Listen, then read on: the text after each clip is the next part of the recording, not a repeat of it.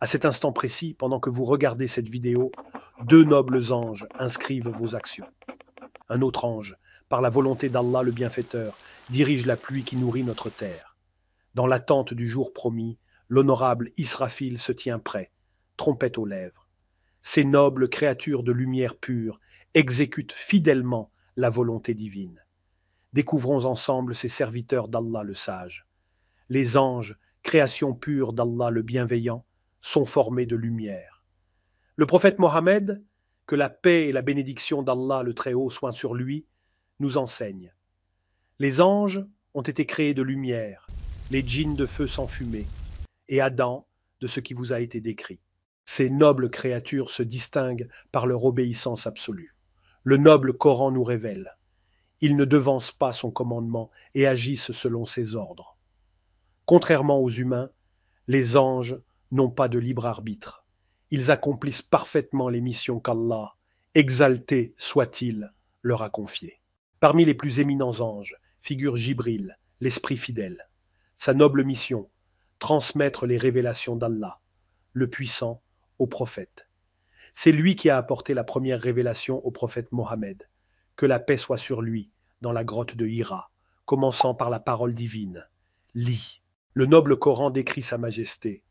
Il a été instruit par celui qui est d'une force prodigieuse, doué de sagesse. Jibril possède une forme majestueuse avec 600 ailes immenses.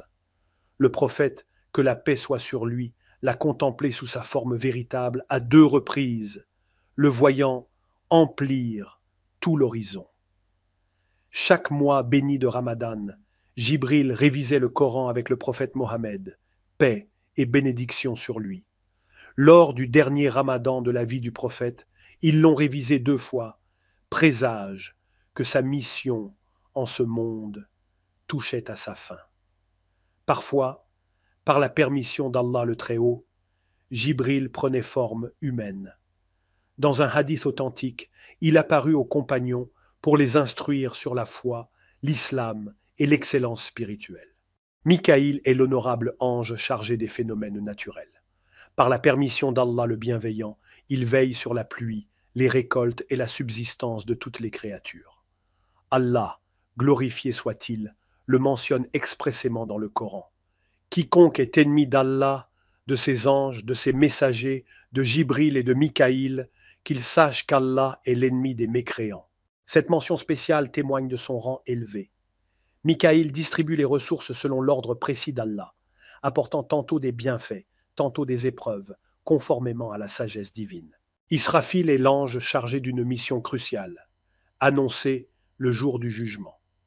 Il attend, avec constance et dévotion, l'ordre d'Allah le juge pour souffler dans la trompette. Le noble Coran décrit ce moment solennel. Et on soufflera dans la trompe, et tous ceux qui sont dans les cieux et sur la terre seront foudroyés, sauf ceux qu'Allah voudra épargner. Puis on y soufflera une 2e fois, et les voilà debout à regarder. Ce souffle marquera la fin de notre monde et le début de la résurrection. Munkar et Nakir sont les anges chargés d'interroger les défunts. Ils posent 3 questions fondamentales à chaque personne dans sa tombe. Qui est ton Seigneur? Quelle est ta religion? Qui est ton prophète? Le prophète Mohammed, que la paix soit sur lui, nous a informés. Quand le défunt est enterré, 2 anges viennent à lui. L'un s'appelle Munkar et l'autre Nakir. Leur apparence varie selon la personne interrogée. Pour les croyants pieux, ils se présentent avec bienveillance. Pour ceux qui ont désobéi, leur aspect est intimidant. Les réponses à leurs questions déterminent l'état de l'âme jusqu'au jour du jugement. Rakib et Atid sont les nobles scribes qui accompagnent chaque personne. Rakib enregistre les bonnes actions. Atid consigne les actes répréhensibles. Le noble Coran nous dit, quand les 2 recueillants assis à droite et à gauche recueillent. Il ne prononce pas une parole sans avoir auprès de lui un observateur prêt à l'inscrire. Ces anges sont nos compagnons constants, nous rappelant que chaque action, même la plus discrète, est enregistrée pour le jour du jugement. L'ange de la mort accomplit une mission essentielle dans le plan divin. Bien que parfois nommé Azraël dans la tradition populaire, ce nom n'apparaît ni dans le Coran, ni dans les hadiths authentiques. Allah, le Très-Haut, dit dans le Coran, dit, l'ange de la mort qui est chargé de vous fera mourir. Ensuite, vous serez ramenés vers votre Seigneur.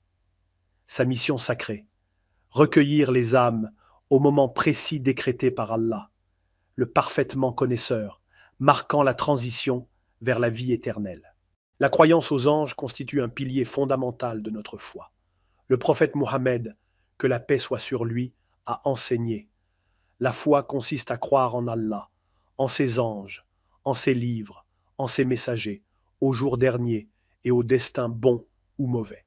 Cette connaissance des anges nous invite à la piété et à la conscience de nos actes. Nous sommes entourés de nobles créatures qui, par ordre d'Allah, observent et consignent notre parcours terrestre. Qu'Allah, le tout miséricordieux, nous accorde la compréhension de sa création et nous guide vers son droit chemin. Amin.